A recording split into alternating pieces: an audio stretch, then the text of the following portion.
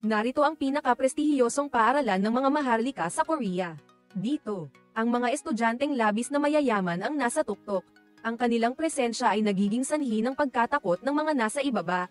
Ito rin ang hindi direktang nagdudulot ng iba pang mga kahihinatnan. Ngunit isang bagong estudyante, paano niya guguluhin ang kaayusan dito at ganap na babaguhin ang hindi masisirang mundong iyon? Panoorin natin ang pelikula at tuklasin ang nakakaintrigang kwentong ito. Nagsisimula ang eksena sa isang estudyanteng natataranta. Tumatakas mula sa paghabol, lubos siyang nabigla sa kabaliwan. At ang kawalang katauhan ng paaralang ito, mula sa mga estudyante hanggang sa mga guro, ay hindi na niya matiis. Nagpasya siyang iulat sa pulisya upang ibunyag ang madilim na katotohanan, sa likod ng marangyang panlabas ng pinaka-prestihiyosong paaralan sa Korea. Ngunit bago pa man siya makatawag, biglang sumugod ang isang sasakyan, na agad siyang tinapos sa lugar. Mabilis lumipas ang panahon. Ngayon ang seremonya ng pagbubukas ng taon ng Dusin High School. Ito ay isang paaralan na para lamang sa mga mayayamang anak, ang mga may sapat na pera at kapangyarihan upang makapasok. Gayunpaman, bawat taon ay mayroong ilang scholarship para sa mga mag-aaral na nakakuha ng mataas na marka at mula sa mahirap na pamilya. Ito ang marangal na obligasyon ng paaralan. Ibig ng paaralan na sa pamamagitan ng aktibidad, mapataas ang reputasyon nito. Ang estudyanteng ito ay si Kang Ha, isa sa mga scholarship student, na lumitaw sa seremonya na mukhang palakaibigan. Habang siya ay nakatayo sa entablado at nagsasalita, biglang lumitaw ang isa pang estudyante. Ito si Gian. Hindi siya ordinaryong estudyante, kundi ang hindi nakasulat na patakaran ng Dusin School. Walang pakialam na pumasok si Gian, na walang pinapansin. Pagkaupo pa lang, kinuha na niya ang kanyang telepono upang mag-text sa kanyang kasintahan. Nang matapos ang seremonya, kailangan hintayin ng buong paaralan na umalis muna si Gian. Pagkatapos, saka palang naglakas loob tumayo ang ibang estudyante. Dahil bagong lipat, nahirapan si Kang Ha na hanapin ang lokasyon ng kanyang klase, ngunit iiwasan siya ng lahat ng mga kaklase. Kaya't si Kang Ha ay lumayo at umupo sa pinakadulo ng klase. Sa pinakapangit na upuan, sa Dusin School na ito, mayroong iba't ibang antas. Ang mga nakasuot ng asul na kurbata tulad ni Kang Ha ay ang mga mahihina at laging biktima ng pambubuli ng mayayamang estudyante, samantalang ang mga nakasuot ng pulang kurbata ay kabilang sa mayayamang klase, na laging may boses sa paaralan. Ang pinakamataas ay sina Gian, Ziyi, Hesa, at Zujin. Sina Gian at Ziyi ay magkasintahan. Ang pares na ito ay tinaguri ang hari at reyna, ngunit kamakailan lang ay nagkaroon sila ng Cold War. 3 buwan nang hindi nakikipag-ugnayan si Gian kay Ziyi. Habang wala ang reyna, sinubukan ni Hesa na agawin ang posisyon ni Ziyi. Ngunit pinatay ni Gian ang kanyang pag-asa. Si Ziyi lang ang nasa puso niya. Kaya, alam na ni Hesa ang gagawin at umalis na. Pumunta si Hesa sa airport upang sunduin si Ziyi pauwi. Hiniling ni Ziyi kay Hesa na magkita sina Gian at Zujin sa racetrack. Mayroon siyang kailangang sabihin. Pagdating pa lang sa bansa, kailangan na agad dumalo ni Ziyi sa business party ng kanyang ama. Hindi naging maganda ang buong hapunan. Sa pagtatapos ng piging, kinausap ng pribado ng ama ni Ziyi ang kanyang anak.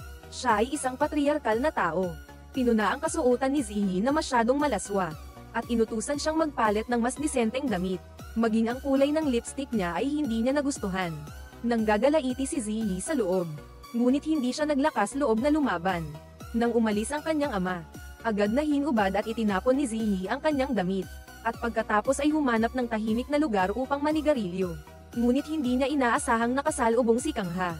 Ang kagandahan ni Ziyi ay nagpahanga kay Kang Ha, na lumapit upang makipagkilala, ngunit hindi pinansin ni Ziyi. At sinabihan agad si Kang Ha na habarin ang kanyang damit. Agad niyang hinubad ang kanyang damit at ibinigay kay Ziyi. At mabilis siyang pumunta sa racetrack. Pagdating pa lang ni Gian, hinamon agad siya ni Ziyi sa isang karera ng kotse. Ang mananalo ay may karapatang sabihin ang kanyang kagustuhan. At mabilis itong tinanggap ni Gian. Gusto rin niyang malaman kung anong laro ang nilalaro ni Ziyi. Mabilis na naganap ang karera. At walang gustong magpatalo sa kanilang dalawa.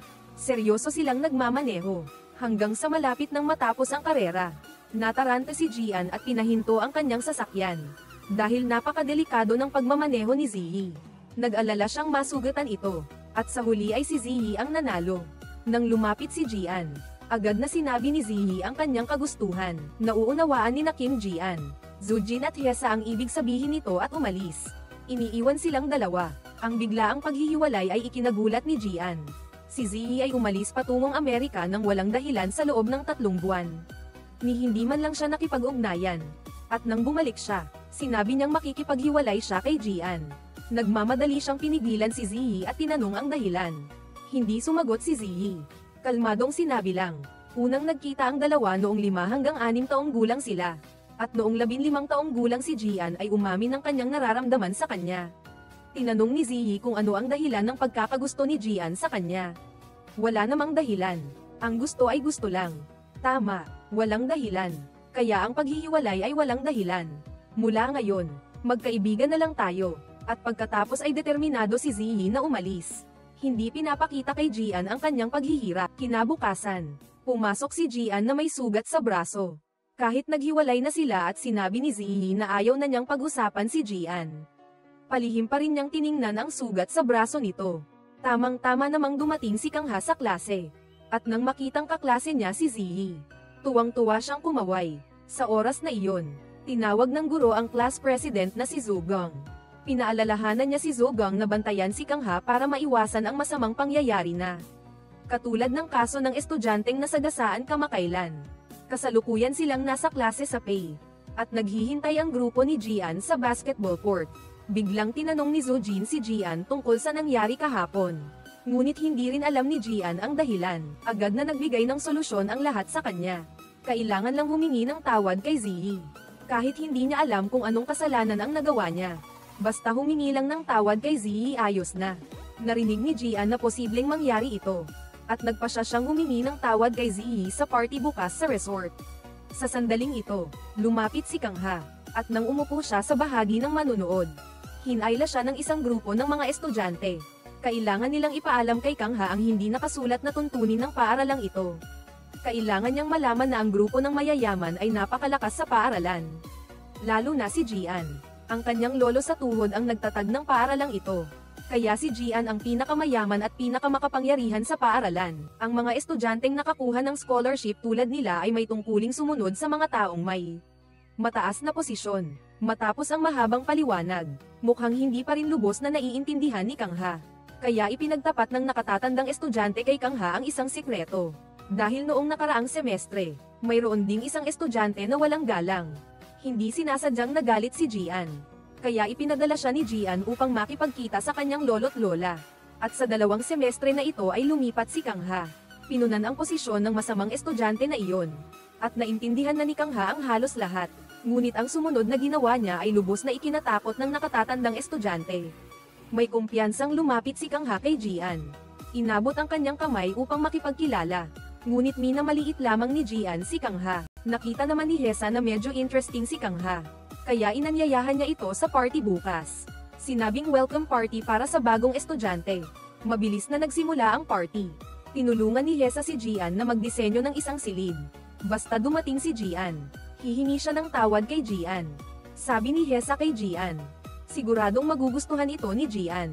Ngunit sa loob niya ay bulong-bulong niya. Matagal pa bago magustuhan ni Gian ang ganitong cheesy na estilo. Ginamit lang ito ni Hesa bilang dahilan upang lalong magkalayo ang dalawa. Sa oras na iyon, nagkaroon si Hesa ng pagkakataong lumapit kay Gian.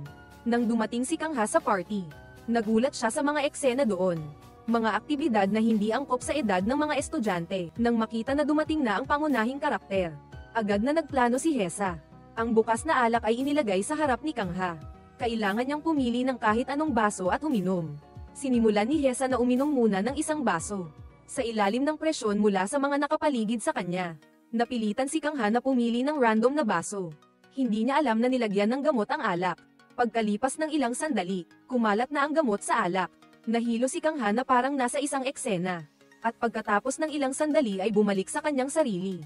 Bumalik si Kangha sa tamang oras. Naglaro ang lahat ng Truth or Dare, at nadamay din siya sa laro, habang nakaupo.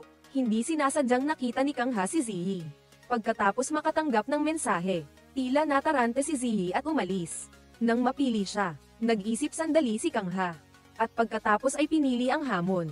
Agad na nagkagulo ang mga tao. Hinamon si Kangha na halikan ang isang babaeng naroroon sa party.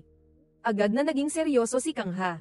Tiningnan ang bawat isa, at mabilis na umalis. Sinundan niya ang direksyon ni Ziyi kanina. May plano na si Kang Ha sa kanyang isip. Hindi lang siya basta nag-enroll sa Zosen School na ito, kundi dahil sa pagkamatay ng estudyanteng iyon, isinumpa ni Kang Ha na ibubunyag ang pumatay sa kanyang kapatid. Opisyal nang magsisimula ang kanyang plano ng paghihiganti. Hindi nag-atubiling lumapit si Kang Ha at hinalikan si Ziyi. Sa pagkabigla ng lahat, mabilis na lumapit si Ziyan at sinuntok si Kang Ha.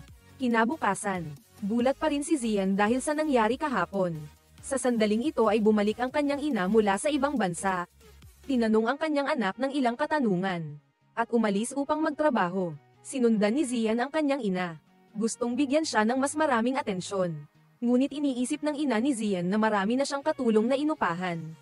Hindi niya pinababayaan ang kanyang anak na kulangin sa anuman. Bakit pa kailangan ng atensyon? Ngunit ang talagang kailangan ni Ziyan ay ang pagmamahal ng kanyang ina. Sabi ng guro ay walang saysay. Kaya tahimik na umalis si Ziyan. Sa oras na ito ay oras ng klase. Nakita ni Kang Ha ang kanyang dating kaibigan. At tumakbo upang batiin. Ngunit agad siyang inalis ng kaibigan. Na nagkunwaring hindi siya kilala. Sa ganitong kapaligiran, walang estudyante ang gustong makisama sa scholarship student. Dahil magiging napakakomplikado. Ang halik kahapon ni Kang Ha at Zai ay pinag-uusapan din ng lahat. Nang magkasama silang lumitaw, mabilis na nag-usisa ang lahat. Walang nakakaalam. Ang halik kahapon ni Kang Ha ay may layunin. Dahil may nagsabi minsan kay Kang Ha na ang kanyang kapatid ay pinatay dahil lang sa malapit siya kay Zai. Upang ipaghiganti ang kanyang kapatid, nagpasya si Kang Ha na lumapit kay Zai. Tulad ng kanyang plano, sa sandaling mahawakan niya si Zai, nagsimulang magalit si Ziyan. Hinanap niya si Zai. Alam ni Ziyan na si Zai, bilang tugon sa halik ni Kang Ha. Gusto lang niyang gamitin si Kang Ha bilang kalasag upang tapusin ang kanilang relasyon. Ngunit hindi siya sumusuko. Gusto niyang malaman ang tunay na dahilan sa likod ng paghihiwalay. Kahit anong paraan pa ang gamitin niya. Sa sandaling umalis siya sa silid. Agad na inutusan ni Ziyan ang kanyang mga tao na disiplinahin si Kang Ha. Kailangan niyang malaman kung nasaan ang kanyang lugar. Agad na sinunod ng mga bata ang utos ni Ziyan. Tinawag ang mga scholarship student. Sinabing mula ngayon, ang sino mang makikipag-ugnayan kay Kang Ha ay isasama rin sa listahan. At pagkatapos ay nagplano kung paano haharapin si Kang Ha. Ngunit biglang tumawa si Kang Ha. Diyos ko, hindi pa ako nakakakita ng sino mang nagpaplano sa harap ng ibang tao. Agad na sumugod ang nakatatanda at sinaktan si Kang Ha. Ngunit mabilis na hinarap ito ni Kang Ha. Sa sandaling ito, pumasok si Zai sa silid. Patuloy na tinitingnan ni Kang Ha ang babae. At pagkatapos ay sinalag siya ng nakatatanda. Sa pagitan ng salungatan, pumasok ang guro ng klase. Pinaalis ang nakatatanda mula sa silid at nagbasa ng anunsyo. Hindi pinansin ang gulo kanina. Mabilis na hinabol ni Kang Ha si J.I. Gusto niyang humingi ng tawad sa halik kahapon. Sinabi ni J.I. kay Kang Ha na huwag maging mapagmapuri sa sarili. Iyon ay bilang ganti sa damit na ipinahiram niya bago ang halik. Pinayuhan ni J.I. si Kang Ha na huminto na sa pag-aaral. Dahil kinalaban niya si Rian. Ang tanging paraan para maging ligtas ay ang umalis sa paaralan. Sinabi ni Kang Ha na alam niya ang gagawin. Pagkatapos ay pinasalamatan niya si J.I. dahil sa araw na iyon ay hindi siya nito itinulak palayo. Walang emosyon ang mukha ni J.I. Agad itong tumalikod at umalis. Nagtataka si Hira kung bakit pinili ni Kang Ha na halikan si J.I. noong gabing iyon. Dahil siya ang pinakaprominente sa party noong gabing iyon. Dumalaw si Hira kay Rian ng gabing iyon. Nakaupo siya at nagbabalik tanaw sa mga alaala nila ni J.I. noong magkasama pa sila. Na dati ay napakasaya nila, pinaalalahanan ni Hira si Rian na makipag-date sa ibang babae. Dahil sigurado siyang may damdamin pa rin sa kanya si J.I. Kaya kapag narinig niyang nagde-date si Rian, tiyak na hindi makakatiis si J.I. at siya mismo ang magkukusa na makipagbalikan kay Rian. Maganda ang pakinggan ng planong ito.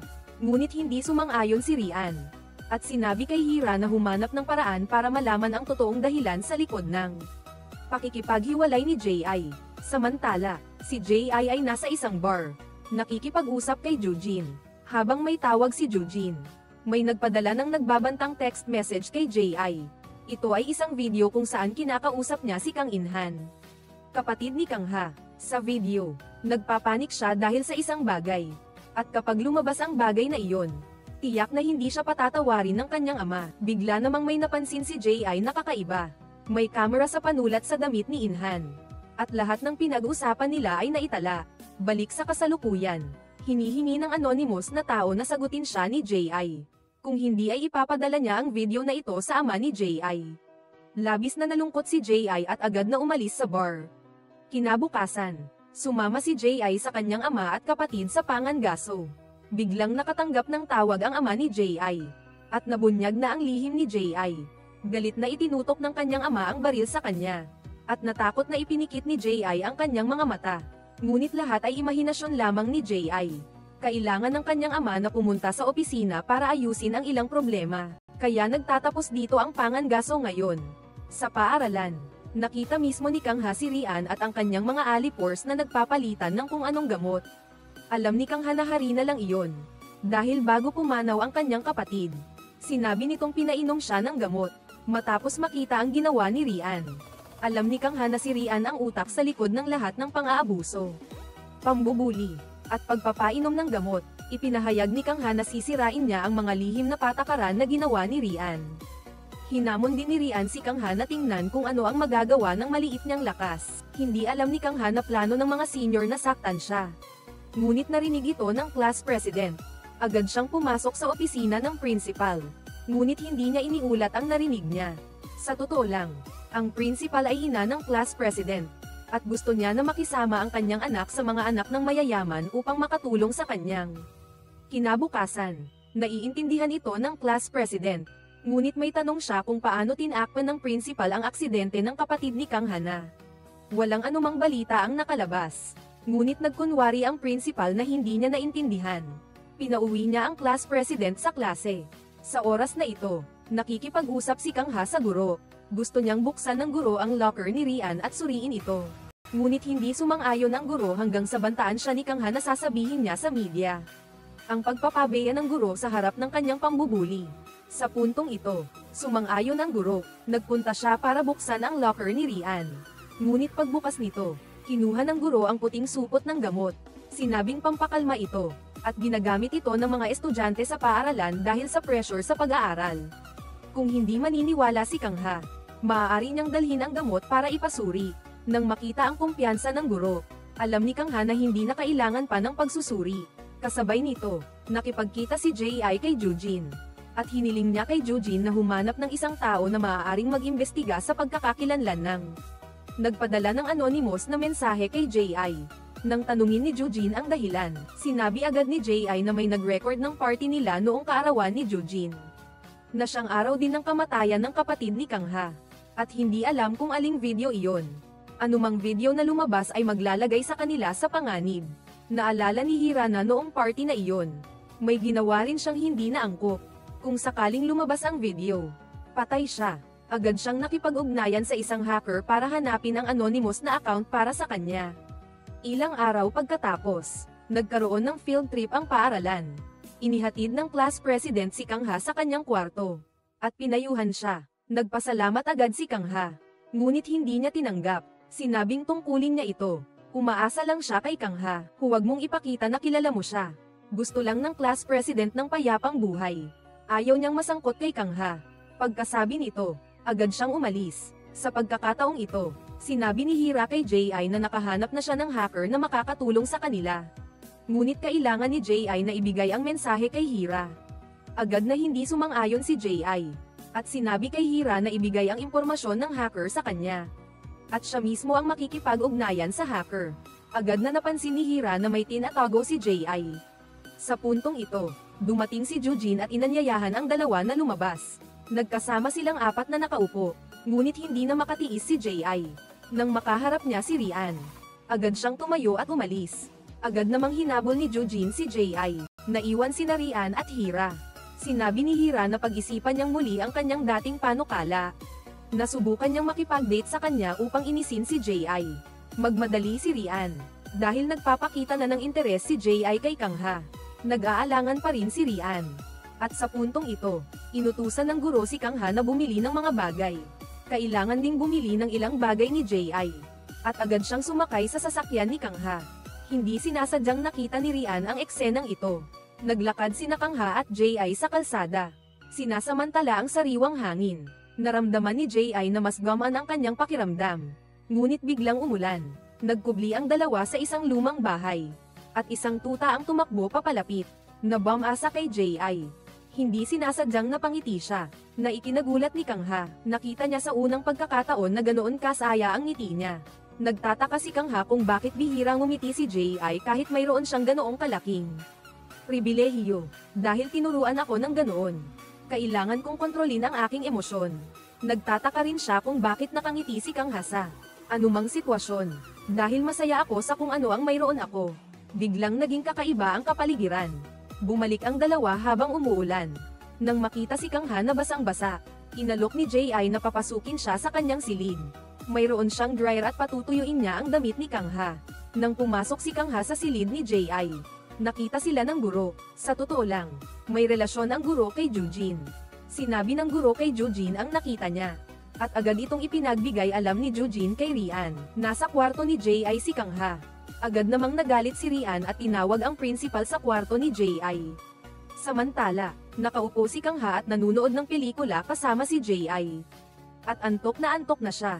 Sa pagitan ng antok at gising, biglang narinig ni Kang Ha na sinabi ni J.I. na hindi niya kinasusuklaman ang halik noon. Agad siyang nagising. Unti-unting naging malabo ang kapaligiran sa kwarto. Nang magkalapit na ang kanilang mga labi, biglang napansin ni J.I. ang bracelet ni Kang Ha. Katulad ito ng bracelet ni Kang In-han noon. Sa sandaling iyon, biglang pumasok ang principal at si Rian. Kinabukasan din, agad na inimbestigahan ni J.I. ang pagkakakilanlan ni Kang Ha. Nagduda siyang may relasyon si Kang Ha kay In-han noon.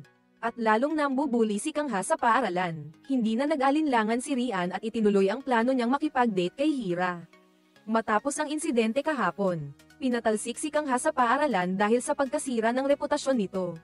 Ngunit sa sandaling iyon, dumating si J.I. at ginamit ang kanyang kapangyarihan upang tulungan si Kang Ha. Umalis ang dalawa at sakto namang nakasalubong si Rian. Sinabi ni J.I. kay Rian na hayaan na niya si Kang Ha dahil gusto niya ito ngayon. Kahit na si Rian ang pinuno ng paaralan, hindi natatakot si J.I. At hinayla niya si Kang Ha paalis. Nang makarating sila sa isang liblib na lugar, hinarap ni J.I. si Kang Ha at direktang tinanong ang layunin niya sa pagpunta doon. So, alam mo na kung sino ako. Nandito ako para sa isang layunin. At iyon ay ang palitan ka. Maingat na gumawa ng dahilan si Kang Ha para makamit ang unang posisyon kasama si J.I. Ang walang butas na kasinungalingan ay pansamantalang nagpalipas ng pagdududa ni J.I. sa pagkakakilanlan ni Kang Ha. Kinaumagahan, sinundo ni J.I. si Kang Ha papunta sa paaralan. Nagkunwari si J.I. na walang pakialam. Tinanong si Kang Ha tungkol sa bracelet. Agad namang sinabi ni Kang Ha na ito ay bracelet ng tatay niya mula sa isang musical. Nang makitang walang kinalaman kay In-han, gaman ang pakiramdam ni J.I. Sa paaralan, kusang hinawakan ni Kang Ha ang kamay ni J.I. na nagdulot ng bulong-bulungan sa ibang mga estudyante. At maging ang principal ay hindi nang ahas magsalita. Kumalat na ang balita tungkol kina Kang Ha at J.I. sa buong paaralan. Sa labas, sinabi ni Hira na sinusuportahan niya ang desisyon ni J.I. Ngunit lihim pa rin siyang nakikipagkumpitensya kay J.I. para sa posisyon ng reyna. Sa mismong sandaling ito, may isang binata na nagbigay ng regalo kay Hira. Ito ay ang taong kinuha niya ang pagkabirhen noong kaarawan ni Jujin. Simula noon, nagsimula na siyang magkagusto kay Hira. Ngunit hindi siya pinansin ni Hira. Agad siyang nagpunta sa espesyal na klase, na para lamang sa 4 na tao. Ngunit biglang may nadagdag na miyembro ngayon. At iyon ay si Kang Ha. At ang upuan niya ay katabi mismo ni J.I. Dahil dito, galit na galit si Rian. Nang kumalat ang balita na nagde-date sina Kang Ha at J.I. Agad siyang naging idolo. Kusa pang lumapit ang mga nakatatanda upang humingi ng tawad sa kanya. Lumuhad pa nga at sinaktan ang kanilang sarili. Umaasa lang sila na huwag silang masamain ni Kang Ha sa harap ni J.I. Ngunit hindi ito pinansin ni Kang Ha. At sinabi lamang sa mga nakatatanda, huwag kang mambubuli ng ibang estudyante dahil lang sa ilang salita ni Rian. Tumayo siya at umalis. At pagbalik niya sa kanyang kwarto para magpalit, nakatanggap si Kang Ha ng isang nota. Huwag mong galitin si Rian. Mapanganib siya. Ganyan din ang nangyari kay In-han. Agad na nagulat si Kang Ha. Hindi niya alam kung sino ang nagpadala nito sa kanya. Sa klase ng Pei, naglaban ang dalawang grupo ng mga estudyante. Mabilis na nanalo ang koponan ni Rian. At ang grupo ni Wu ay patuloy na sumisigaw. Sa puntong ito, kusang lumapit si Rian at hinalikan si Hira. Pagkatapos ng pagdiriwang na ito, alam na ng buong paaralan na si Hira ang bagong kasintahan ni Rian. At ang batang lalaki lamang na may lihim na pagtingin kay Hira ang hindi nakayanan ang pagkabigla, direktang dinala siya sa ibang lugar upang mag-usap. Agad na kinwestiyon ng lalaking estudyante si Hira. Kung hindi niya ito gusto, bakit siya nakipagtalik sa kanya? Gusto lang ni Hira ng one night stand. Ngunit hindi niya akalain na makakahanap siya ng isang taong labis na nagmamahal. Binalaan niya ito na huwag nang lumapit sa kanya. At pagkatapos ay umalis. Kasabay nito, nakipagkita si Kangha sa kanyang dating kaklase. Ang taong nagkunwari na hindi siya kilala noon. Sinabi niya na mayroon siyang sariling dahilan kaya kailangan niyang magkunwari na hindi kilala si Kangha. At naintindihan din ni Kangha ang sitwasyon niya kaya hindi siya nagalit. Alam ng matalik niyang kaibigan na pumasok si Kangha sa paaralan dahil sa kaso ng kanyang kapatid. Ngunit bukod sa paghahanap ng dahilan ng kamatayan ng kanyang kapatid, gusto rin ni Kangha na ilantad ang mga krimen sa paaralan. Ngunit hindi sapat ang lakas ni Kangha kaya humingi siya ng tulong sa kanyang matalik na kaibigan. Kailangan ni Kangha na makuha ng kanyang matalik na kaibigan ang password ng personal na locker ni Rian upang makakolekta ng karagdagang ebidensya. Bagaman natatakot, pumayag pa rin ang kaibigan na tulungan si Kangha. Abogado silang nag-uusap at hindi nila napansin na narinig ng class president na nakaupo malapit. Ang lahat, kinagabihan, kinaharap ni Rian si J.I. at sinabi na huwag niyang isama si Hira sa kanilang personal na problema. Ngunit nagkunwari si Rian na walang pakialam. At tinawag pa si Hira sa kanyang bahay para inisin si Rian. Tuwang-tuwa si Hira na kusa siyang inimbitahan ni Rian sa kanyang bahay. Ngunit pagdating niya, nakasalubong niya si Rian. Mabilis na ipinaliwanag ni Hira ang relasyon nila ni Rian. Ngunit pinayuhan lamang ni J.I. si Hira na huwag sumama sa laro ni Rian. Ngunit paano naman susundin ni Hira si J.I.? Ang makipag-date kay Rian ang pangarap ni Hira sa mahabang panahon. Inihatid si Hira ng isang katulong sa kwarto ni Rian. Huminto siya sandali upang tumingin sa paligid. Nangarap na magiging may-ari siya ng bahay na ito. Pagka-uwi ni J.I., muli siyang nakatanggap ng mga nagbabantang mensahe mula sa anonymous na account. Hindi na nakatiis si J.I. At nagpa siyang tanungin kung ano ang layunin ng taong iyon. Ngunit hindi siya nakatanggap ng sagot. Sa sandaling iyon, kinakausap siya ng ama ni J.I. Inayos niya ang isang blind date para kay J.I. Ang kasal ay matagal nang napagdesisyonan. At ito ay para mapataas ang benepisyo ng magkabilang panig. Sayang at hindi pa handa si J.I. sa nakatakdang kasal na ito. Ngunit hindi siya pinayagan ng kanyang ama na magdesisyon. Sa utos, sinabi niya kay J.I. na magpakabait mula ngayon at huwag sirain ang reputasyon ng kumpanya. Hindi naglakas loob si J.I. na lumaban. Kinaumagahan, hinatid ni Kangha si J.I. sa paaralan sakay ng bisikleta. At binilhan din siya ng merienda. Nang makita kung paano siya tratuhin ni Kangha, kailangang sabihin ni J.I. sa kanya ng diretso na huwag siyang magkagusto sa kanya. Kasama ni Kangha si J.I. dahil lang sa kabaitan. At umaasa siyang hindi ito ipagkakamali ni Kangha bilang pagmamahal. Siyempre, malinaw na naiintindihan ito ni Kangha. Nakatitig lang sa mga mata ni J.I. Nakita niya itong laging balisa. Gusto lang sanang aliwin ni Kangha si J.I. nang mapansin niya ang kanyang nararamdaman. Hindi na naharap ni J.I. si Kangha. Agad itong tumayo at umalis. Kinagabihan, nakipagkita ulit si J.I. kay Hesa para magtanong tungkol sa progreso ng investigasyon sa nagpapadala ng anonymous na mensahe. Dahil limitado ang kakayahan ng hacker, ang lokasyon lang kung saan ipinadala ang mensahe ang natukoy. Pagkatapos, nagkunwari si Hesa na naghihirap at humingi ng tawad kay J.I. dahil sa relasyon nila ni Gian. Pero hindi na nagpatumpik-tumpik si J.I. Sinabi lang niya na hindi gusto ni Gian si Hesa at huling babala na huwag nang makialam sa larong ito kasama si Gian. Namilipit ang mukha ni Hesa sa galit. Hindi gusto. Dumating din sa wakas ang party ng mga magulang. At nagkataong si Kangha ang tumugtog sa party na dinaluhan din ni J.I. Ang damit na suot niya ay pinili mismo ng kanyang ama. At si J.I. ay parang isang manika na kinokontrol ang lahat ng galaw ng kanyang ama. Nagkasalubong si Kangha at J.I. sa lobby. Agad siyang ngumiti ng palakaibigan dito. Ngunit laging nararamdaman ni J.I. na sa likod ng ngiting iyon ay mayroong nakatagong bagay. Sa kabilang banda, dumating din ang chairman ng Jozin Group. Ito ay si Gian at ang kanyang ina. At mabilis na nagsimula ang party. Pagkaraan ng ilang sandali, hinanap ng ama ni Hesa ang kanyang anak at kinausap ito. Dahil alam niyang matalik na magkaibigan sina Hesa at J.I. Gusto niyang kausapin ni Hesa si J.I. para hikayatin itong ayusin ang isang pagpupulong sa pagitan ng ama ni Hesa at ng ama ni J.I. upang pag-usapan ang isang mahalagang proyekto. Ngunit biglang tumanggi si Jiayi. Agad na hinanap ni Hesa si Jiayi at kinwest iyon kung bakit hindi siya tinulungan ni Jiayi. Diretsyong sinabi ni Jiayi na ayaw niya at pagkatapos ay umalis. Paglabas pa lang niya ng kwarto, nakasalubong na ni Jiayi si Gian. At sakto namang nakita ito ni Hesa. Kusang kinausap ni Gian si Jiayi. At si Hesa ay tila kumakain ng sili sa hapunan. Nag-uusap ang ama ni Jiayi at ang ina ni Gian. Magkaiba sila ng antas kaya't ang mga taong hindi nila kauri, tulad ng ama ni Hesa, ay nagtatago lang sa gilid. Lalo namang nainis si Hesa nang makita ito. Patuloy pa rin sa pag-uusap ang lahat nang biglang may nagtangka na ipares si Gian at Jiayi. Ngunit mukhang hindi magkasundo ang pamilya ni Gian at Jiayi. Sa puntong ito, hindi na nakatiis si Hesa. Nagsimula siyang kumilos. Agad niyang dinala si Kangha sa harap ng ama ni Jiayi. Ipinakilala niya ito bilang nobyo ni Jiayi, isang scholarship student. At dahil dito ay labis na nasaktan si Jiayi at nanatili lang siya sa kanyang kinatatayuan. Tinitiis ang matalim na tingin mula sa kanyang ama. Bumati si Kangha, ngunit pinigilan siya ng ama ni Jiayi. Wala raw siyang karapatang magsalita doon. Balikan ang nakaraan.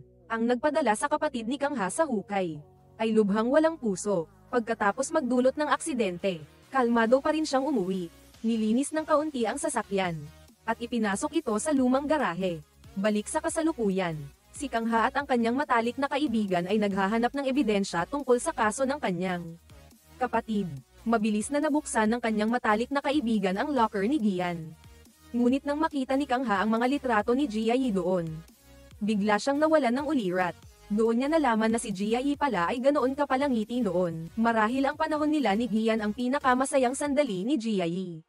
Hindi na kailangan pang mag-ingat sa pagkilos dahil sa kanyang katayuan bilang panganay na anak ng isang malaking korporasyon. At si Gian naman ay abala rin sa mga alaala na iyon. Biglang tumunog ang telepono. Tumawag ang ina ni Gian at sinabing ibinigay na niya kay Gian ang karapatang maging tagapagmana. Dahil dito, lalong bumigat ang responsibilidad na pasan ni Gian. Ngunit ayaw ni Gian na mamuhay ng ganoon. Pagka-uwi niya, hindi pa man nakakapagpahinga. Ipinaalam na ng mayordoma ang susunod na schedule. Dahil ito ay ayos ng kanyang ina, hindi maaaring tumutol si Gian. Laging siyang abala mula umaga hanggang gabi. Para lang maging karapat-dapat sa titulong tagapagmana, ang pamilya ni Zujin ay kabaligtaran ng pamilya ni Gian. Hindi sila nagbibigay ng labis na diin sa pagmamana sa kanilang anak na lalaki. At ang kanilang pamilya ay napakainit at maayos. Kaya madalas na pumupunta si Gian dito upang maramdaman ang kaunting lasa ng pamilya. Samantala, si Jiayi ay sinasaway ng kanyang ama. Napakiramdam niya ay napakahina niya at laging nakikisalamuha sa mga walang kwentang tao. Sumagot din ang kanyang nakababatang kapatid at pinagalitan ang kanyang ate. Ngunit pagkatapos noon ay sinampal siya ng kanyang ama dahil sa kanyang pagiging madaldal. At pagkatapos ay pinalayas ang kanyang kapatid. Nagmamadaling ipinaliwanag ni Jiayi sa kanyang ama na dahil sa awa kay Kangha kaya siya nanatili sa tabi nito at pinoprotektahan ito sa paaralan. Ngunit mabilis na ipinaalala ng kanyang ama kay Jiayi ang kahihinatnan ng pagkaawa. Hindi pa ba sapat ang buhay ng batang iyon noon? Agad na humingi ng tawad si Jiayi sa kanyang ama. Dahil sa pagkakamali na ito ni Jiayi, hindi na siya maaaring manatili sa South Korea. Binigyan siya ng ama niya ng kaunting oras para maghanda. At pagkatapos ay kailangan niyang umalis agad ng bansa. Kahit ayaw niya, ngunit kailangan pa ring sundin ni Jiayi ang kanyang ama. Kinaumagahan, pumasok pa rin si Jiayi sa klase tulad ng dati. Nakipagkita siya kay Kangha para humingi ng tawad dahil sa ginawa ng kanyang ama na nagdulot ng kahihiyan kay Kangha kahapon. Ngunit sinabi ni Kangha na wala siyang pakialam. Sanay na raw siya sa mga walang kwentang bagay na iyon, nang marinig iyon mula kay Kangha. Kumalma si Jiayi. Pinayuhan niya si Kangha na simula ngayon, huwag na niyang banggain ang mga tao sa paaralan. Pagkatapos ay umalis siya, ngunit tinawag siya bigla ni Kangha. Mahal mo pa rin si Gian. Tama, nagalit si Jiayi nang marinig iyon. Labis na ang ginawa ni Kangha. Ayaw ni Jiayi na makialam si Kangha sa kanyang personal na buhay. Ngunit patuloy pa rin ngumiti si Kangha. Sinabing gusto niyang makasama si Jiayi. Kahit na magkunwari silang mag-date, gusto niyang makita si Jiayi na masayang ngumingiti araw-araw. Nang makita ang ngiti ni Kangha, biglang naalala ni Jiayi si Inhan. Pakiramdam niya, nakakagulat na magkamukha ang dalawa. Kahit na naantig siya, hindi binigyan ni Jiayi si Kangha ng pagkakataong pumasok sa kanyang buhay. Masyadong magkaiba ang mundo ng dalawa. At si Hesa naman ay masayang-masaya na kasama si Gian na papasok sa klase. Kasabay nito, ang homeroom teacher ay nakikipag-usap ng palihim kay Zujin sa staff room ng paaralan. Nang makita niya ang mensahe mula kay Hesa, agad umalis si Zujin. Biglang sinabi ng guro kay Zujin, "Hindi mo ako mahal." "Tama, mahal. Ano ba ang pag-ibig, ma'am?" Mismong si Zujin ay hindi makapagtukoy kung ano ang pag-ibig. Ngunit upang suyuin ang guro, binigyan niya ito ng isang branded na bag. Agad na nawala ang galit ng guro. Masayang ipinagmalaki ng guro ang bag sa buong paaralan. At sa kasamaang palad ay nakasalubong niya si Jiayi. Pinilit pa nga niyang mag-sorry si Jiayi dahil lang sa bag. Nagkaroon ng mas malaking lakas ng loob ang guro. At nagsimulang pilitin si Jiayi. Sinabing napakapangahas ni Jiayi na makipagkaibigan kay Kangha. Ngunit tiningnan lang ni Jiayi ang bag at walang ganang sinabi, "Mas matapang ka kaysa sa akin." Pagkatapos ay tumalikod siya at umalis. Naiwan ang guro na namumutla. Sa oras ng self-study, ang class president ay nag-aaral kasama ang matalik na kaibigan ni Kangha. Biglang nagtanong ang class president, "Kaibigan mo ba si Kangha?" "Tama." Hindi pa man nakakapag-deny ang matalik na kaibigan dahil sa takot. Sinabi na ng class president, "Nakita ko siyang kausap si Kangha sa coffee shop." Napilitang umamin ang matalik na kaibigan. Ngunit nakakagulat na kusang sinabi ng class president, "Itatago ko ang lihim na ito." Samantala si Kangha, biglang nakatanggap ng isang video, kung saan makikita ang kanyang kapatid na binugbog ng isang grupo ng mga tao. Pakiramdam ni Kangha, parang nasaksihan niya mismo ang pangyayari. Biglang tinawag siya ni Hesa, na nagbalik kay Kangha sa realidad. Lumapit si Hesa para sabihin kay Kangha na mayroon ding isang scholarship student na katulad niya. Ngunit ano ang nangyari? Alam ni Kangha na ang tinutukoy ni Hesa ay ang aksidente ng kanyang kapatid. Kaya't direkta niyang tinanong, "Si Gian ba ang salarin?" Ngunit itinanggi ni Hesa. Sinabing ang dapat managot sa pagkamatay ng estudyanteng iyon ay si Ziyi. Dahil sa awa at pakikipagkaibigan ni Ziyi sa kanya, kaya simula ngayon, maging masunurin si Kangha. Kundi ang kahihinatnan ay magiging tulad din ng pangit na estudyanteng iyon. Pagkasabi niyon ay umalis na si Hesa. Ang mga estudyante sa paaralan ay patuloy sa kanilang karaniwang gawain. Sa loob ng silid-aralan ay abala lang sa kanilang mga telepono. Biglang nakatanggap ng banta si Ziyi. Isang sensitibong larawan niya ang ipinadala. Natakot si Ziyi at umalis sa klase. Nang makita ang kanyang abnormal na kalagayan, agad na hinabol siya ni Kangha. Hindi rin nakapagpigil si Gian at lumabas. Pagkahabol ni Kangha kay Ziyi, dumating na si Gian at pinigilan siya. "Hayaan mo na siya. Kasalanan mo lahat." Sinabi ni Gian na dahil alam ng ama ni Ziyi ang relasyon ni Kangha at Ziyi. Kaya lalong nadagdagan ang pressure kay Ziyi na dati nang may pressure. Naging malamig ang tingin ni Gian. Naisip ni Kangha, ganito rin ba ang tingin ni Gian sa kanyang kapatid noon? Sa sandaling iyon, dalawang estudyante ang mabilis na lumapit at hinarap si Kangha para kay Gian. Nangumbuso si Kangha, "Magkakaproblema ba ako? Tulad ng malas na estudyante noong nakaraang taon." Agad na nagduda si Gian sa pagkatao ni Kangha. "Sino ka?" Napansin na ngayon ni Gian. Mula nang pumasok si Kangha sa paaralan, hindi siya nagpakita ng anumang takot kay Gian. At patuloy pa itong umaatake sa bawat pagkakataon. Siguradong may dahilan sa likod nito. At gustong malaman ni Gian kung ano iyon. Sa kabilang banda, nakikipag-usap si Ziyi kay Hesa. Gusto niyang malaman kung hanggang saan na ang investigasyon sa anonymous na account. Sinabi ni Hesa na ang nagpadala ng anonymous na mensahe ay mula sa loob ng school. Ito na ang huling tulong ni Hesa kay Ziyi bilang magkaibigan. Mula ngayon, puputulan na ni Ziyi at Hesa ang kanilang relasyon. Umamin din si Hesa kay Ziyi na gusto niya si Gian. At gagawin ni Hesa ang lahat para makuha si Gian. Nang marinig ang mga sinabi ni Hesa, natahimik si Ziyi. Pakiramdam niya ay maayos na rin iyon. Wala na siyang lakas para magalit kay Hesa. Tumayo lang siya ng mahinahon at umalis. Sa huli, ang pagkakaibigan nilang magkababata ay nasira dahil sa isang lalaki. Pauwi, patuloy na naalala ni Hesa ang mga alaala nila ni Ziyi. At bigla siyang napaiyak. At ang dahilan ng desisyon ni Hesa, ang pagputol ng relasyon kay Ziyi ay dahil sa hindi sinasadyang narinig ni Hesa na nahihirapan ang kumpanya ng kanyang ama. Kailangan niya ng tulong mula sa kumpanya ni Ziyi. Ngunit sa huling party, diretsahang tumanggi si Ziyi na tumulong.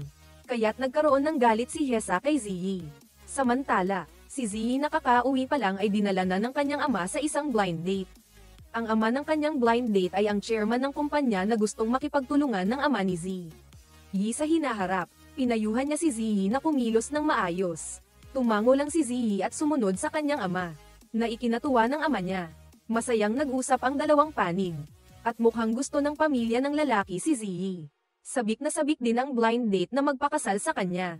Tanging si Ziyi lang ang nakaramdam ng pagkaasiwa. Nagmamadali siyang pumunta sa banyo para pakalmayan ang sarili. Paglabas niya, nakabanggaan na naman niya ang kanyang blind date. Sa sandaling iyon, nakatanggap si Ziyi ng mensaheng pagbabanta mula sa isang anonymous na account, isang larawan ng 2 linya sa pregnancy test kit na nagpatakot sa kanya at nagmadali siyang umalis. Mabilis ding hinanap ng kanyang blind date si Ziyi. At nakita niyang nahihilo si Ziyi. Pagkatapos ay bigla itong sumuka sa kanya at agad na nawalan ng malay. Kasabay nito, tinitingnan ni Gian ang profile ni Kang Ha. Ngunit wala siyang makitang koneksyon sa pagitan ni Kang Ha at ng malas na estudyanteng iyon. Gayunpaman, nakaramdam pa rin si Gian na mayroong kakaiba kay Kang Ha. Kinaumagahan, hindi pumasok si Ziyi sa klase. Kahit puntahan pa ni Kang Ha ang bahay niya, hindi pa rin niya nakita si Ziyi. Kinagabihan, pumunta si Hesa sa isang bar at nakipagkita sa nakababatang kapatid ni Ziyi. Gusto niyang makipagtulungan dito upang saktan si Ziyi. Nagkataon lang na nalaman niyang hawak ng kapatid ni Ziyi ang nakamamatay na sikreto ni Ziyi. Ilang araw pagkaraan, hindi pa rin pumasok si Ziyi sa paaralan. Na nagpagalit kay Gian, agad niyang hinanap si Kang Ha upang itanong ang kinaroroonan ni Ziyi. Ngunit hindi rin alam ni Kang Ha kung nasaan si Ziyi. Si Hesa lang ang nakakaalam na si Ziyi ay nakakulong sa rest house ng kanilang pamilya. Ngunit hindi balak sabihin ni Hesa kay Gian. At binalaan din niya si Zujin na huwag ipagkanulo ang impormasyong ito. Pagkatapos noon, lumapit si Hesa kay Zujin at nagpakitang gilas. Na lubos na nagpakabaliw kay Zujin. Lubos na ikinatuwa ni Hesa ang reaksyon ni Zujin. Ngumiti lang siya at masayang umalis. Sa totoo lang, nag-text na si Hesa kay Kang Ha. Alam niya ang kasalukuyang address ni Ziyi. Sinundan ni Kang Ha ang address para hanapin si Ziyi. Nang kakagaling lang ni Ziyi sa paglalakad, nakita niya si Kang Ha na naghihintay sa labas ng pinto. Patuloy na nagtanong si Kang Ha kay Ziyi. Tinatanong kung ano ang nangyayari sa kanya. Tiwala siyang tutulungan niya itong lutesin ang problema. Hindi sumagot si Ziyi. Gusto lang niyang umalis agad si Kang Ha. Ngunit nagpumilit si Kang Ha na manatili. Kahit anong mangyari, gusto kong manatili sa tabi mo. Hindi na nakatiis si Ziyi. Sinabi niyang pinagbabantaan siya, ngunit hindi niya alam kung sino ang nasa likod nito. Ang sinabi ni Ziyi ay ikinagulat ni Kang Ha. Bakit ka pinagbabantaan? Dahil nakapatay ako ng tao. Si Kang Inhan. Nagulat si Kang Ha nang marinig iyon. Oh, ako ang kapatid niya. Ngayon, si Zai naman ang nagulat. At nalaman na pala ni Zian ang tunay na pagkatao ni Kang Ha. Natakot si Kang Ha na masaktan si Zai kaya mabilis niya itong pinuntahan. Hindi pa rin nawawala ang gulat ni Zai. Dati, dahil hindi sinasadyang tinamaan ni Inhan si Zian ng bola. Pinagtulungan siya ng mga kasama nito at mabilis na tumakas si Inhan. Nagkataong narinig ni Inhan na tinatakot ng kapatid ni Zai si Zai gamit ang sensitibong larawan niya kay Zian. Pinipilit si Zai na ilipat ang lahat ng kanyang shares sa kanya. Nalabis na ikinatakot ni Zai. Sa sandaling iyon, lumitaw si Inhan at binigyan siya ng candy. Mula noon, dahan-dahan silang naging magkaibigan. Bumalik sa kasalukuyan, nang marinig mismo kay Kang Ha na siya ang kapatid ni Inhan. Agad na nalaman ni Zai na simula pa lang. Nilapitan siya ni Kang Ha dahil gusto nitong imbestigahan ang tungkol sa kapatid nito. Inamin ni Kang Ha iyon. Ngunit mabilis din niyang sinabi kay Zai na totoo ang nararamdaman niya para kay Zai. Matapos makipag-ugnayan kay Zai, nalaman ni Kang Ha na hindi siya masamang tao. At pagkatapos ay humingi siya ng tulong kay Zai. Sinabi sa kanya ang lahat ng katotohanan. Ngunit umiwas si Zai at umalis. Gusto siyang pigilan ni Kang Ha. Nang biglang dumating si Zian at agad na sinuntok si Kang Ha. Mabilis silang naglaban. At ang kaguluhan ay nagpaalala kay Zai. Ang imahe ni Inhan noon. Siya rin ay binubuli ng ganoon. Pagkatapos noon, nangyari ang malagim na insidente na ikinamatay ni Inhan. Natakot si Zai at pinatigil sina Zian at Kang Ha. Nang makita ito ni Zian, agad siyang lumapit kay Zai. Niyakap ito at pinakalma. Pagkatapos ng araw na iyon, hindi alam ni Kang Ha ang gagawin. Kaya pumunta siya sa puntod ng kanyang kapatid upang magkwento. Kinabukasan, nalaman ng buong paaralan na si Kang Ha ay kapatid ni Kang Inhan.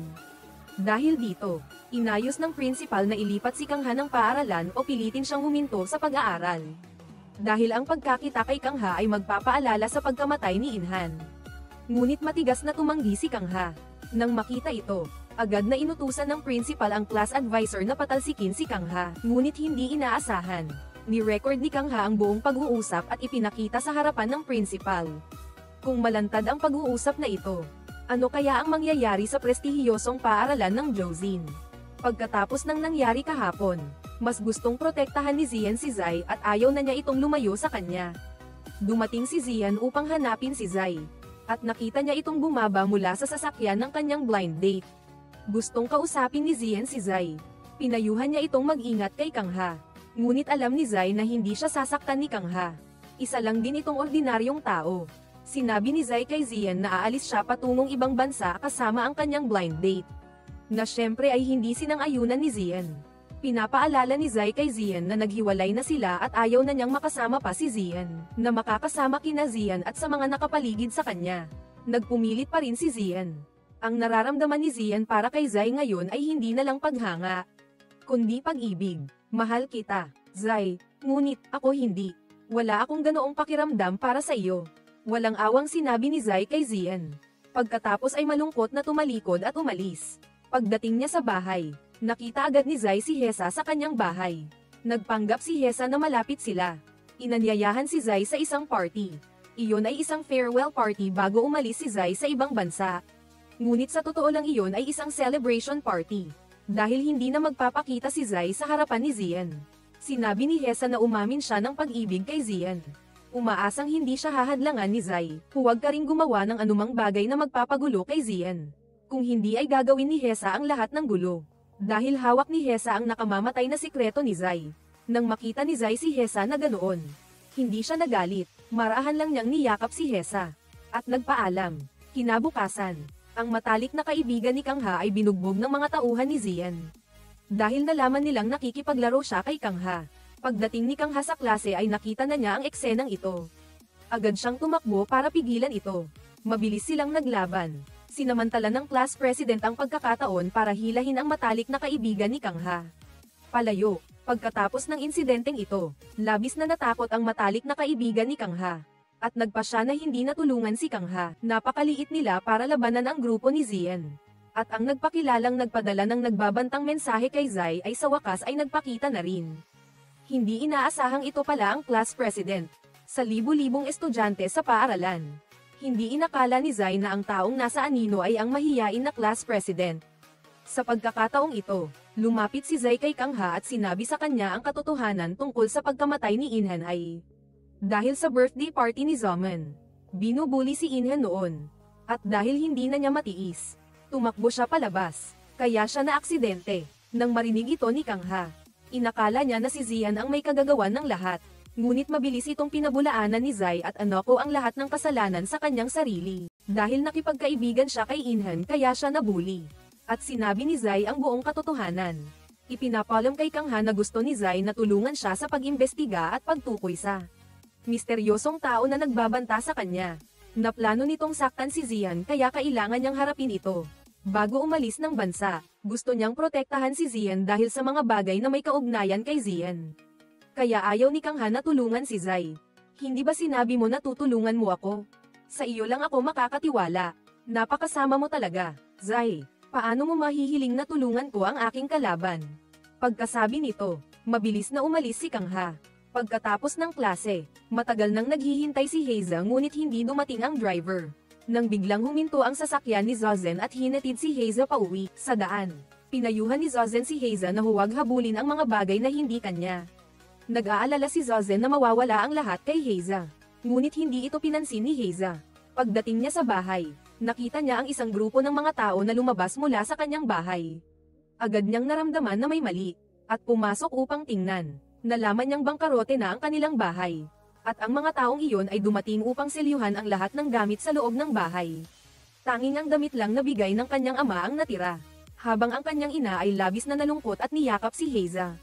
Napakabilis na ganap ang farewell party.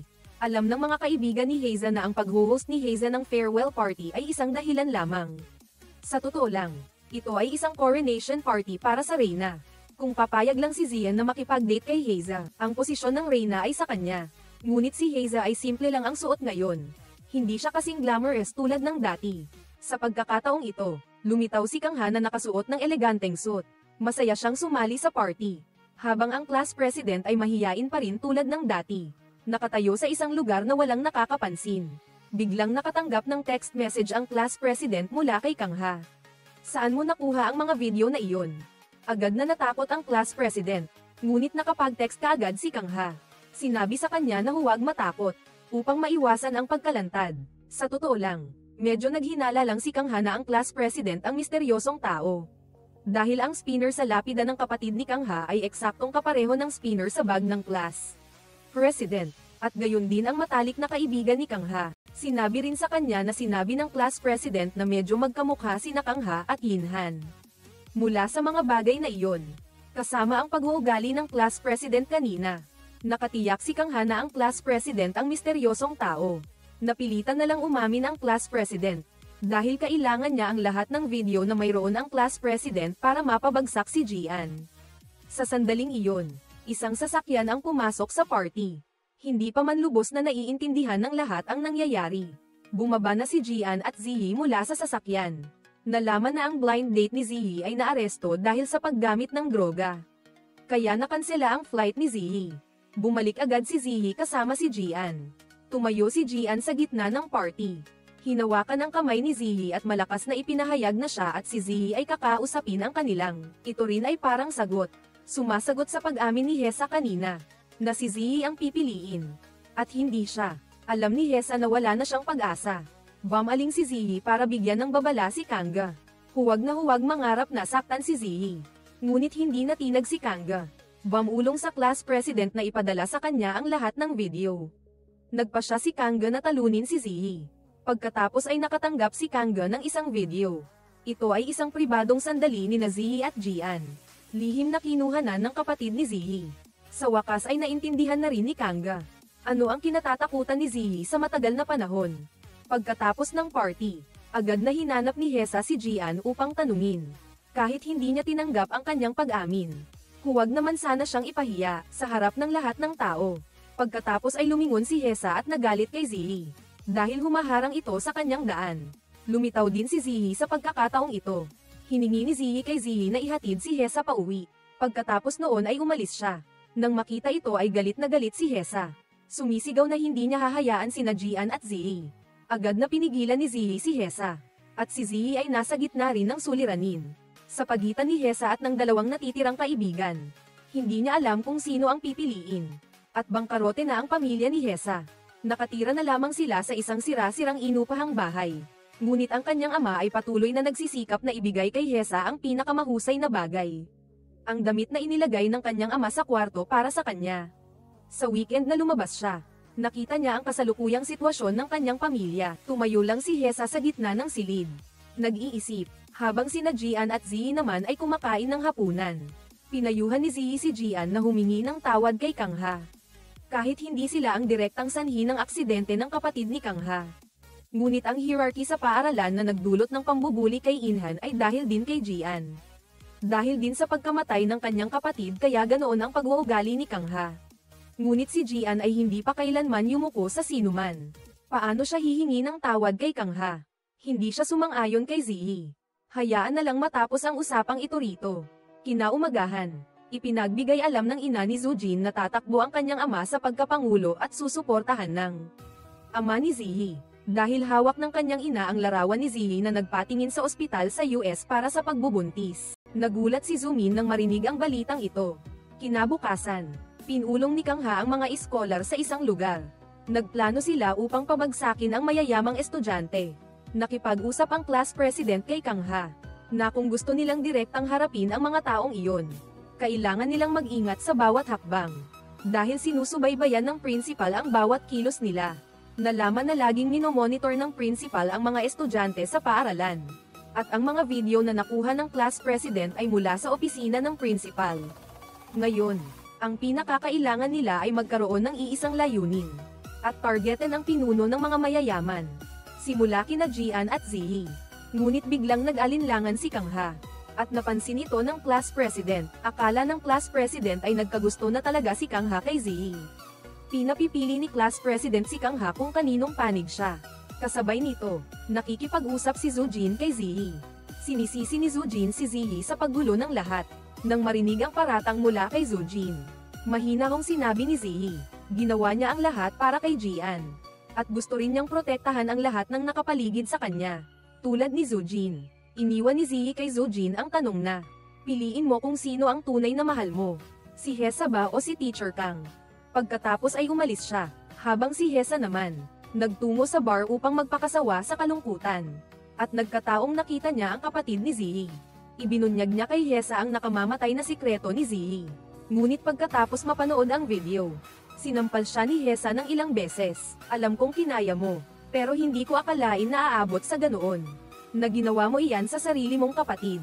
Kahit masamang babae si Hesa, may moralidad siya. Hindi niya gagantihan si Ziyi sa ganoong paraan. Naawa si Hesa kay Ziyi nang malaman niyang ganoon ang treto ng kanyang kapatid sa kanya. Kinabukasan, hinanap ni Ziyi si Kangga. Nakita niya itong masayang naglalaro kasama ang mga bata. Tumayo si Ziyi sa harap ni Kangga. May gusto siyang sabihin sa kanya. Nagpunta sila sa parke para magkwentuhan. Nakita ni Ziyi na laging masaya si Kangga sa maliliit na bagay at labis siyang nainggit. Hindi pa niya naranasan ang ganoong pakiramdam. Nang makita ito, pinayuhan ni Kangga si Ziyi na hanapin ang mga bagay na gusto niya at protektahan ang mga ito. Unti-unti, mahahanap ni Ziyi ang sarili niyang kagalakan. Pagkatapos mag-usap, inihatid ni Kangga si Ziyi pauwi. Sinabi niya kay Ziyi na nahanap na niya ang nagtatago na ang layunin ay katulad ng kay Kangga. Gustong pagbayarin ang mga nambubuli sa paaralan.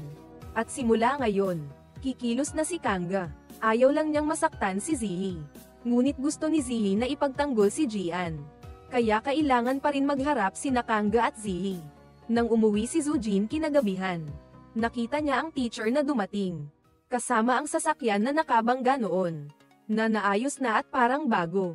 Sinabi ng teacher na may nararamdaman siya para kay Zumin, ngunit hindi niya masusuklian ang pagmamahal na ito.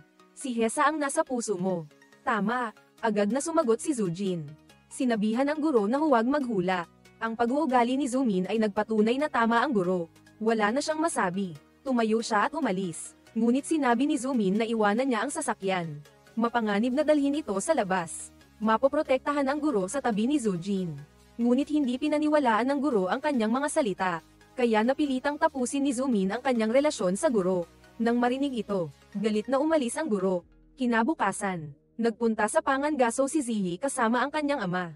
Gusto ng ama niya na mabilis niyang patayin ang biktima. Ngunit hindi ginawa iyon ni Ziyi.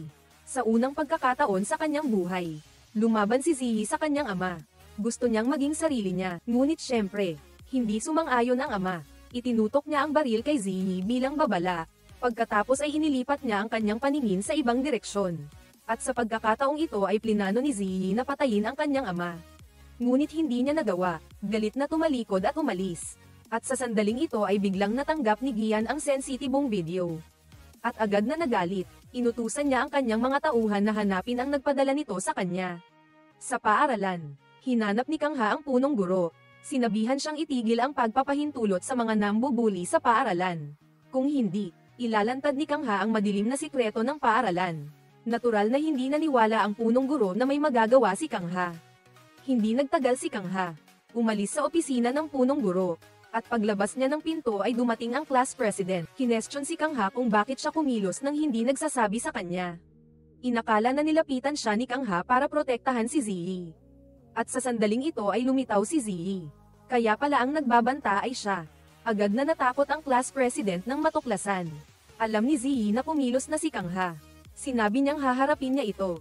Tatanggapin ang lahat ng responsibilidad. Kahit anong kahihinatnan, ipagtatanggol niya si Ziyi.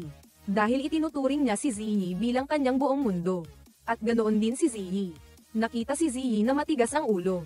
Nagpa siya rin si Kangha na lumaban hanggang sa huli.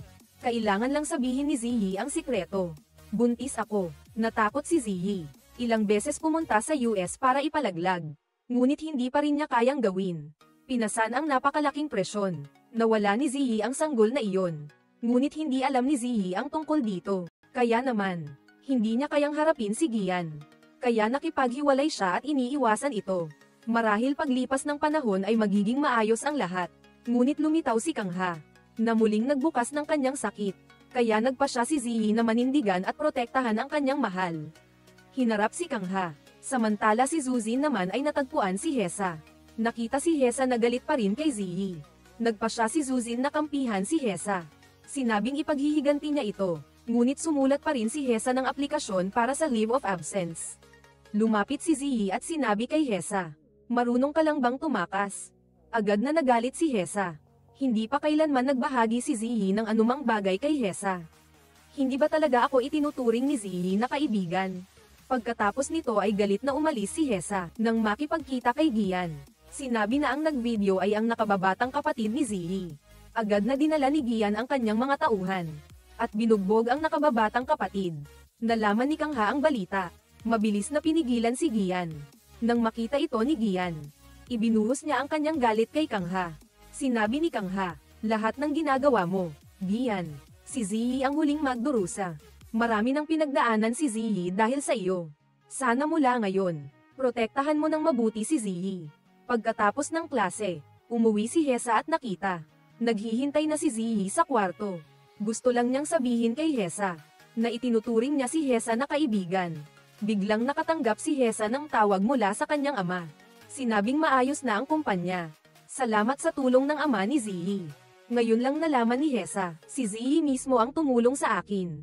Ngunit ang kapalit nito ay kailangang umalis si Ziyi ng bansa at sundin ang lahat ng utos ng kanyang ama. Pagkatapos bumalik ni Ziyi, nakita niya si Gian na naghihintay sa kanya. Pumunta sila sa lawa upang mag-usap. Alam na ni Gian ang lahat. Paulit-ulit na tinanong si Ziyi kung bakit hindi niya sinabi sa kanya. Dahil ayaw kong masaktan ka, niyakap lang ni Gian si Ziyi. Humingi ng tawad dahil hinayaan niya itong mag-isa na magtiis. Kasabay nito, plano ng class president na ilabas ang sensitibong video ni Gian at Ziyi. Ngunit napigilan ito ni Kangha sa oras. Ayaw niyang maghiganti sa ganitong paraan na makakasira sa ibang tao. Agad na nagalit ang class president. Nakipagtalo kay Kangha. Ang sinabi ng class president ay nagpatigil kay Kangha. "Pumasok ka sa eskwelahan para sa kapatid mo. Hindi ba?" Noong kaarawan ni Zujin noong nakaraang taon. Habang siya at ang guro ay nagkukwentuhan sa pasilyo. Hindi sinasadyang nakita sila ng kapatid ni Kangha. Natakot ang guro. Agad na hinabol si Inhan upang magpaliwanag. Sa takot na mahuli ng guro, agad na tumakbo si Inhan sa isang eskinita. Ngunit hindi nagtagal. Biglang sumugod ang sasakyan ng guro. Agad na pinuntahan si Inhan upang makipagkita sa kanyang mga ninuno. Natakot ang guro at bumaba ng sasakyan upang tingnan. Ngunit laking gulat niya nang matuklasan ang isang nakatagong kamera sa panulat. Kaya't ang lahat ng kanyang ginawa ay naitala. Kasama na ang kanyang hindi tamang pag-uugali, kasama si Zujin. Nagpa siya ang guro na dalhin ang panulat sa sasakyan upang tumakas. Sa kasalukuyan, nagpunta si Kangha sa istasyon ng pulisya upang magulat, at agad na inimbestigahan ang buong paaralan. Ngunit walang umamin sa krimen. Tanging si Ziyi lamang ang tumayo at sinabing mayroon din siyang bahagi ng responsibilidad. Ang pag-uulat ni Kangha sa pulisya ay nagpagalit sa mga mag-aaral na iniimbestigahan. Patuloy silang nilalay ang mga mag-aaral na iskolar. Ngunit tumayo sila at lumaban. Itinaas ng Ali Force ni Gian ang kanyang kamao. Nais turuan ng leksyon si Kangha. Sa sandaling ito, napapanahong lumitaw si Ziyi. Sinabing dapat sabihin ng lahat ang katotohanan. Upang ang mga maling gawain, upang hindi na maulit ang nakaraan. Nakasalubong ni Kangha si Zumin sa banyo. At naramdaman niyang napakaswerte niya. Dahil sa lahat ng video na mayroon si Kangha. Hindi lumitaw si Zumin. Ngunit ayos lang. Nagsisimula pa lang ang lahat. Ang gumawa ng mali ay kailangang magdusa ng nararapat na parusa. Sa kabilang banda, nagkaroon si Ziyi ng pagkakataong kausapin ang class president. Hindi pa rin niya maintindihan kung bakit siya binyantaan ng class president. Dahil galit ito sa mayabang na mga mag-aaral. Lagi nilang minamaliit ang ibang mga mag-aaral. Ngunit napagtanto ni Ziyi na siyam lamang ang class president. Ipinagpalagay ni Ziyi na pinoprotektahan ng class president ang kanyang ina. Ang punong guro, kaya hindi niya kayang takutin si Gian. Sa takot na maghiganti si Gian, dahil nadamay ang kanyang ina. At nataman sa kanyang kahinaan. Tumahimik na lang ang class president. Samantala, nilapitan na ni Gian ang punong guro. dahil may nagbalita sa kanya na ang punong guro mismo ang nagpadala ng video kay Gian. Agad na nagalit si Gian. Ngunit sinabi ng punong guro na hindi niya gagawin iyon nang walang utos mula sa nakatataas. Nang marinig iyon, alam na agad ni Gian na ang lahat ay kagagawan ng kanyang ina. Agad siyang pumunta upang hanapin ang kanyang ina. Ginawa iyon ng ina ni Gian dahil sa takot na ang relasyon ng kanyang anak at ni Ziyi ay magdulot ng problema kapag minana niya ang korporasyon. Nang marinig iyon, hindi na nakapagpigil si Gian at sumigaw sa kanyang ina. Pagkatapos noon, agad na natanggap ni Gian ang isang malakas na sampal, at ipinahayag ni Gian na tatalikuran niya ang kanyang posisyon bilang tagapagmana. Nang makita ang kanyang anak na ganoon, nagsimulang mag-alala ang ina ni Gian. Pinigilan si Gian. Si Gian lang ang kanyang tanging pag-asa. Kinailangan lang tiisin ni Gian. Habang si Ziyi naman ay lumapit kay Kangha. Humingi siya ng tawad kay Kangha dahil huli na niyang napagtanto ang kanyang pagkakamali at dahil din sa kanyang pagiging makasarili. Matagal nang pinoprotektahan si Gian. Pumunta rin si Ziyi dito para magpaalam sa kanya. Malapit na siyang lumipad sa ibang bansa. Nang tumayo si Ziyi para umalis, gusto lang siyang tanungin ni Kangha. Mayroon na bang kahit isang segundo? Nagustuhan mo ako? Nag-atubili si Ziyi ng ilang sandali at pagkatapos ay sumagot. Wala kailanman. Wala kailanman ni isang segundo. Kahit na sinabi iyon ni Ziyi, nanatili pa rin si Kangha na nagsisinungaling si Ziyi. Habang si Ziyi naman ay determinado nang harapin ang katotohanan, dinala ni Ziyi ang ultrasound picture kay Gian, upang makita ni Gian ang huling larawan ng sanggol. At pagkatapos ay dahan-daang inilutang ang larawan sa ilog. Kinabukasan, binisita ni Ziyi at Gian ang kapatid ni Kangha. Nagpasya si Ziyi na iwasto ang kanyang mga pagkakamali, bago siya umalis ng bansa. Umaasa din siyang gagawin din ito ni Gian. Agad na sumang-ayon si Gian. Humihingi lang ng tawad kay Ziyi na huwag umalis. Ngunit dahan-daang pinatahan lang ni Ziyi. Bata pa silang dalawa, at marami pang pagkakataon. Pansamantala lang silang maghihiwalay, at ang lahat ng nangyari ay tila isang parusa para sa kanilang dalawa dahil sa maraming pagkakamali. Ang kailangan nilang gawin ay harapin at tanggapin ito. Kasabay nito, natanggal sa trabaho ang guro ng klase dahil sa immoral na relasyon niya sa kanyang estudyante. Ang relasyon na iyon ay isiniwalat mismo ni Zujin sa kabilang banda. 4 na matagal ng magkaibigan ang nakaupo sa wakas. Sinabi ni Hesa na ang pagpapatapon kay Ziyi sa ibang bansa ay parang paghihiganti ng isang tao. Normal pa ring nag-uusap ang lahat. Tanging si Zujin lang ang balisa na parang nakaupo sa mainit na upuan. Biglang napansin ni Hesa ang kakaiba kay Zujin. Hinabol siya palabas. May ginawa ka ba? Sa harap ng tanong ni Hesa, sinabi ni Zujin ang totoo. Pumunta siya para kausapin ang ama ni Ziyi. Sinabi niyang ipadala si Ziyi sa ibang bansa, kung hindi, ilalantad niya ang pagbubuntis ni Ziyi. Nang marinig iyon ni Hesa, agad siyang nagalit, at nakita ng guro ang kanilang pagtatalo. Dahil galit pa rin kay Zujin, sumugod ang guro gamit ang kotse. Kahit naharapin ang dalawa, hating gabi, dahil sa pagkakasala, hinanap ni Zujin si Ziyi. Ibinigay niya ang panulat na may camera, na nag-record ng insidente noong araw na iyon. Kinabukasan din, ibinigay ito ni Ziyi kay Kangha, upang maiulat niya sa pulisya. Dahil dito, mabilis na nahuli ng pulisya ang guro, at anako ni Zujin ang lahat ng pagkakasala sa pagtatago sa paaralan. Itinuring ng ina ni Gian ang punong guro na isang walang silbi na pyesa. At mabilis na tinanggal ang punong guro sa trabaho, kahit na ibinigay na ng punong guro ang lahat ng kanyang makakaya. Hindi pa rin binigyan ng ina ni Gian ng pangalawang pagkakataon ang punong guro. Kinailangan lang ng punong guro na mag-impake at umalis. Bagamat natanggal sa trabaho ang kanyang ina, gaman ang pakiramdam ng kanyang anak. Dahil mula ngayon, hindi na nila kailangang yumukod sa kapangyarihan tulad ng dati. At ang balita tungkol sa pag-iibigan ng mga anak ng dalawang malalaking korporasyon ay kumalat sa buong social media. Agad na ipinag-utos ng ina ni Gian na ayusin ito. Habang si Ziyi naman ay nagpasya na labanan ang kanyang ama. Ayaw na niyang mamuhay ng kinokontrol. At tinupad din ng kanyang ama ang hiling ni Ziyi. Mula ngayon, itatakwil niya ang kanyang anak na babae. Samantala, humingi na rin ng tawad si Gian kay Kangha. Inaako ang pagkakamali ng kanyang kapatid. Ngunit hindi ganoon kadali para kay Kangha nakalimutan iyon. Kahit humingi ka ng tawad, hindi na mabubuhay ang iyong kapatid. Kaya gusto kong mamuhay ka sa pagkakasala habang buhay.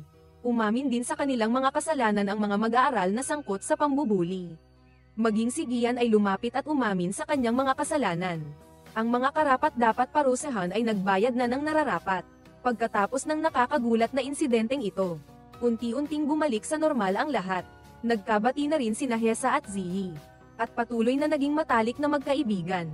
Bumalik na rin sa dating sigla sina Ziyi at Gian. At magkasama silang sumubok ng mga bagay na hindi pa nila nagawa noon. Sa huli, iminungkahi ni Ziyi na pansamantala silang maghiwalay ni Gian.